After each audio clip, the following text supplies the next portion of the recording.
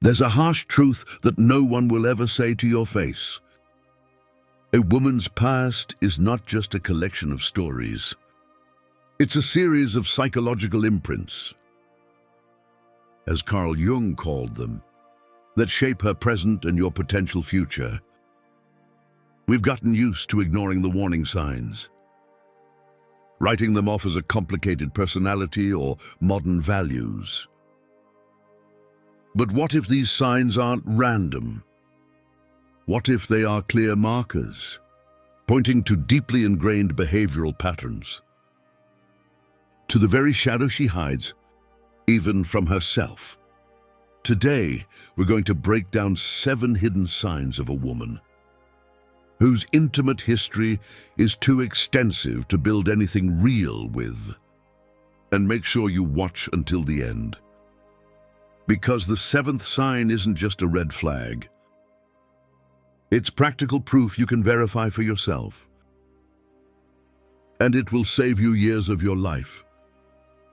We live in a world where it's fashionable to talk about freedom and being non-judgmental, but psychology is a precise science.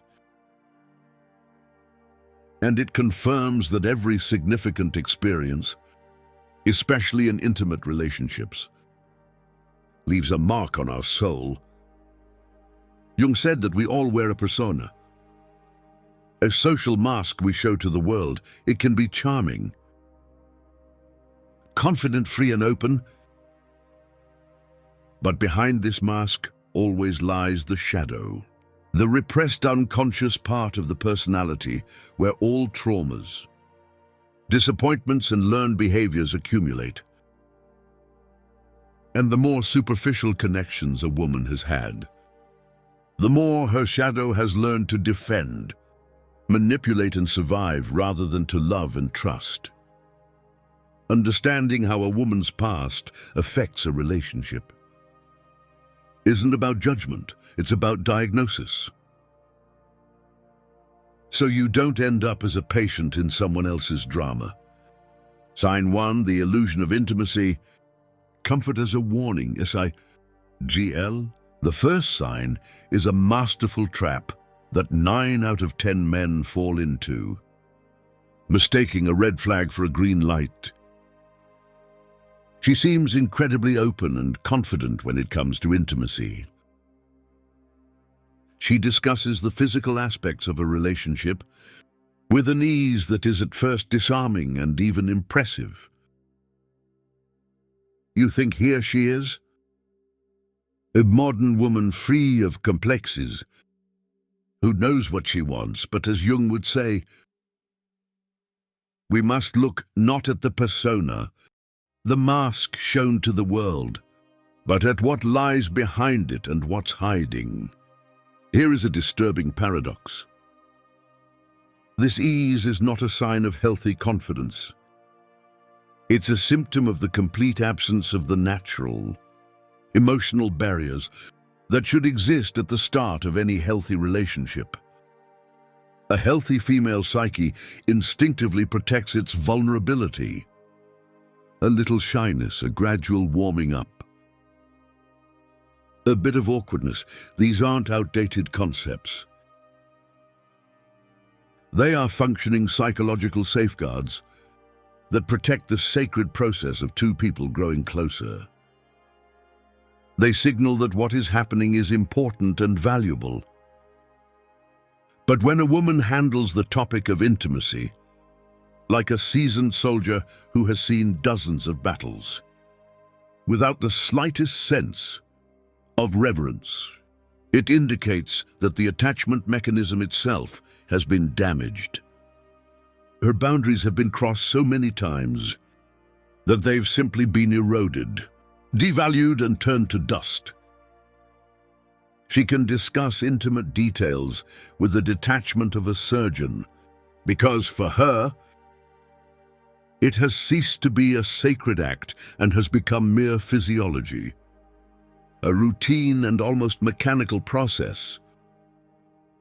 You'll notice this not just in her words, but in her actions. She knows male psychology in romantic situations far too well. Her moves, her reactions, her lines, it all feels too familiar, too polished. There's no natural build-up of tension, no vulnerability, no sense that this moment means something to her. Everything feels mechanical and rehearsed. It's like watching a professional actor's performance. Technically flawless, but soulless. Most men, blinded by this confidence, think they've hit the jackpot. In reality, they're dealing with the fallout from a long line of previous audience members. This ease isn't a gift, it's a symptom, indicating that for her, this isn't the beginning of something unique, but just a repeat of a well-rehearsed script. By the way, if you appreciate these kinds of deep psychological breakdowns, just let us know with a like and a subscription. It's one click for you, but for the YouTube algorithm, it's a powerful signal to show this video to more people who are searching for answers. Thanks for helping us grow. Before we begin, just for our statistics, which sign that you've heard of before seems the most obvious to you? Write the number in the comments. It'll be interesting to compare SIGN to the glass wall. Emotional ESOLATEOGN. If the first sign was about her external behavior, the second is about delving into her inner fortress, where entry is strictly forbidden. This is the most agonizing sign for a man seeking real depth. A woman with many past partners often develops highly complex emotional defense mechanisms, making true connection almost impossible. She can be physically present, participate in conversations, laugh at your jokes, and even be in a relationship with you. But there will always be a part of her you can't reach. She looks at you as if through invisible glass. You see her, she sees you. But you can never truly feel each other. This isn't shyness that fades over time. It's not a temporary wall she puts up after a hard day. It's a fundamental inability to let another person fully into her inner world. This pattern reveals itself in how she talks about feelings, or more accurately, how she avoids them. All conversations remain on the surface. She won't share her deepest fears, the childhood experiences that shaped her, or the vulnerabilities that could create a true emotional bond between you. Any attempt you make to dig deeper is met with a swift change of subject, a joke or a beautifully crafted but utterly empty, rehearsed phrase. You share something intimate with her, and in return you get an inappropriate but shallow comment. She cannot match your emotional depth because she has learned to pour concrete over the access to her own. This emotional wall is especially noticeable in conflicts. Instead of working through a problem together, she either shuts down completely, retreating into an icy silence, or explodes and suggests ending things. She hasn't developed the emotional tools for relationship repair and maintenance because her primary pattern is to exit, not to resolve. Each repeated cycle of closeness and separation in her past taught her one thing: deep emotional investment inevitably leads to pain. And now her psyche simply won't allow her to bet on one person. You will always feel like you're dating a beautiful but empty vessel, while her true self remains safely hidden behind that glass wall. But if the emotional wall is a passive defense, the next sign is an active strategy for keeping a man's attention. And it works flawlessly. Sign 3. The orbit of attention, a collection of friends. The third sign strikes at the very foundation of a man's trust and is related to her social circle. A woman with a large number of past partners almost always maintains an unusually large network of male contacts. These aren't just acquaintances or colleagues. It's a whole harem of exes, potential suitors, and men who are clearly interested in more than just friendship. Her phone is constantly buzzing with messages and calls. Her social media is a parade of male attention. When you ask who all these people are, she dismisses it with disarming ease. Oh, they're just friends. But let's be honest. This isn't friendship, it's an orbit of attention. These are emotional and communication threads she maintains with dozens of men simultaneously. Many of them are her former intimate partners, with whom she keeps in touch as if leaving the door slightly ajar. This isn't about maturity or being able to stay friends. From a Jungian perspective, this is about maintaining a vast network of male approval. Her self-esteem has become dependent on constant validation of her attractiveness from multiple sources. She's like an energy vampire who needs not one, but several streams of attention to feel valuable and secure. And here's what most men don't understand or are afraid to admit. These friends are her backup plans. She maintains these connections so that if your relationship hits a rough patch, she has ready-made options. This isn't a conscious cunning plan. It's a deeply ingrained, subconscious insurance mechanism developed over years of experience. She finds it critically difficult to set clear boundaries. Men who are obviously interested in her will continue to hover, receiving mixed signals and encouragement from her. She enjoys the attention too much to cut off its sources. Even if it undermines the trust in your relationship, her emotional energy isn't focused on you. It's scattered among dozens of contacts.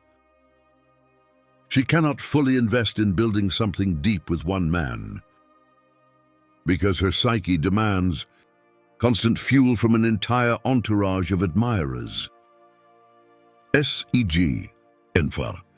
Intimacy is currency and a W. E upon. And now, we've arrived at the most cynical and manipulative behavioral pattern, one that will absolutely blow your mind. She has learned to use physical intimacy, not as an expression of genuine affection, but as a tool, as currency to get what she wants and as a weapon for control. Women with numerous partners often unconsciously develop a transactional relationship with their own intimacy. They have learned through practice that it is the most powerful lever to influence a man, and they have turned what should be sacred into a calculated strategy. You will see this in specific situations. She might withhold physical affection when she's upset. Not because she isn't in the mood, but because she knows from experience that it's the fastest way to make you apologize and give in. Conversely, she might suddenly initiate intimacy when she needs something. An expensive purchase, a favor. Your forgiveness for her mistake. The timing is always too perfect to be a coincidence. There's a calculative nature to her behavior. It seems she knows exactly when to get close and when to pull away. To keep you in a state of emotional starvation and constantly chasing her approval, this isn't natural. Female intuition, it's a manipulation technique learned through bitter experience. By going through numerous relationships, she has empirically determined that her attractiveness is the most powerful tool for getting what she wants from men, and she has turned it into a weapon. The psychological reality is this: when intimacy becomes a tool rather than an act of two souls, connecting a genuine bond becomes impossible. She can no longer separate the strategic use of affection from sincere expressions of feeling, because in her mind, the two have become permanently intertwined. Therefore, even in the most seemingly sincere moments, a nagging doubt will haunt you. Is this real, or is this just another move to gain control? We're exactly halfway through. If you've already recognized at least one familiar scenario, and you're curious to see how it all ends, just put a plus in the comments. It'll be our little secret sign.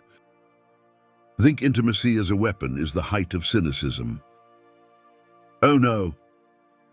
Next we'll talk about how she masterfully plays on the most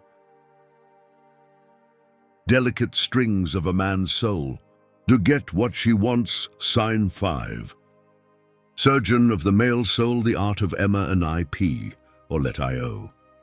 And if using intimacy as currency is a crude, almost barbaric tactic, and the 5th sign is the pinnacle of skill, a work of neurosurgery on the male ego and soul. She possesses such a sophisticated, almost academic understanding of male psychology that she can manipulate your emotions with a frightening, almost supernatural precision. She knows exactly what to say to make you feel like the strongest, most needed, most special man on the planet. But her compliments and words of admiration sound too perfect. They hit the mark too accurately. This isn't a sincere impulse from the soul. It's the calculated shot of a sniper, the result of years of practice in her personal relationship laboratory. As Jung said, our task is not to become perfect, but to become whole. But she isn't striving for wholeness. She's striving for perfection in her performance, in honing her mask.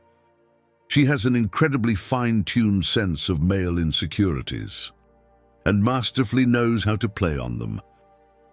Imagine this: you share your ambitions with her, and she looks at you with such admiration and says, "I always knew you were different. You have a vision that other men are afraid of." She finds the exact string that controls your self-esteem and plays it like a virtuoso. A week later, during a minor argument, she might casually remark, "Sometimes I feel like you're afraid to take real risks." The blow lands in the exact same spot. This cycle of heat up, cool down, praise, then devalue keeps you in a constant state of emotional tension and total dependence. Like a roller coaster where fear and euphoria alternate so quickly that you lose your grip on reality. Her ability to predict your reactions seems like magic, but it's just experience honed on dozens of predecessors. Like a brilliant chess player, she is always 3 moves ahead. She might provoke a little jealousy by innocently mentioning how a friend helped her with something you didn't have time to do. She doesn't do it to leave you for him, but to make you compete for her attention even harder. She uses her feminine energy not as a gift, but as a scalpel. Her sudden vulnerability, her pleas for protection, her admiration for your strength. It all might be nothing more than an act, a carefully crafted persona designed to elicit a specific reaction from you. A woman who knows how to get through to any man didn't learn it from books. She learned it through practice, turning numerous relationships into a training ground for her manipulative techniques. You think you're building a unique connection, but in reality, you're just responding to carefully prepared stimuli. The relationship feels exciting, but it's empty because it's built not on a genuine bond, but on the masterful management of your emotions. She has learned to play on your weaknesses, but the next sign shows that she treats not only you this way, but also herself, her own past. And that is a diagnosis. SEG. And 6. Pride instead of regret, a diagnosis of the PTSD. The 6th sign is a fundamental split in her value system that renders any conversation about the future meaningless. It's about her complete defiant lack of natural shame or even delicacy regarding her turbulent romantic history. Consumer society tells us that shame is bad, but from a psychological perspective, healthy selectivity and a reverent attitude toward intimate experience are normal. It's a sign that a person values exclusivity and depth in a connection. In her case, this mechanism isn't just absent. It's turned inside out. She talks about her ex-partners and experiences with such ease, even bravado, as if she were discussing books she's read or movies she's seen. That in psychology, there's a defense mechanism called reaction formation. This is when a person, in order to hide an unacceptable feeling from themselves and others, like deeply buried shame or trauma, begins to display the exact opposite, exaggerated reaction, and this pride in her past is a prime example. It isn't real pride. It's armor forged from the fear of facing the truth. She isn't just unashamed, she might even defiantly declare yes. I have experience and I'm not going to apologize for it. It made me who I am, and in that moment, she masterfully seizes the initiative. Any question from you, no matter how delicate, will be met with a barrage of accusations of insecurity, jealousy, patriarchal views, and outdated beliefs. She uses modern rhetoric about freedom as a weapon to disarm you and make you doubt your own right to have standards. Imagine you're considering a candidate for a financial partnership, and he proudly tells you about his 10 previous bankruptcies, calling it rich risk management experience. Would you trust him with your money? So why are you willing to trust your time, your soul, and your future to a person who demonstrates the exact same attitude toward her? Emotional capital. This creates not just a misunderstanding, but a chasm between your worldviews. She genuinely doesn't understand why loyalty and exclusivity are important to you. In her frame of reference, partners are interchangeable. She can't grasp what you're looking for because she has never sought or experienced the connection where physical and emotional intimacy are reserved for one special person. You're trying to build a stone castle, while she is used to living in a house of cards, and this mismatch is not something that can be fixed with love. It is a fundamental diagnosis of her approach to life. She isn't ashamed of her past, but how does this manifest in practice? The final 7th sign is the most irrefutable proof in her resume. It's something you can verify with facts. Sign 7, the relationship conveyor belt. The eternal search for an OVL.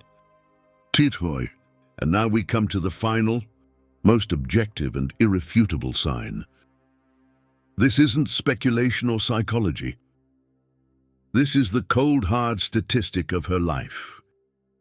Her personal resume that she can't fake. Her history shows a stable, recurring pattern of short, intense but fleeting relationships. Her romantic biography is a conveyor belt, where faces and settings change quickly, but the ending is always the same. A swift breakup and end. Immediate move on to the next project.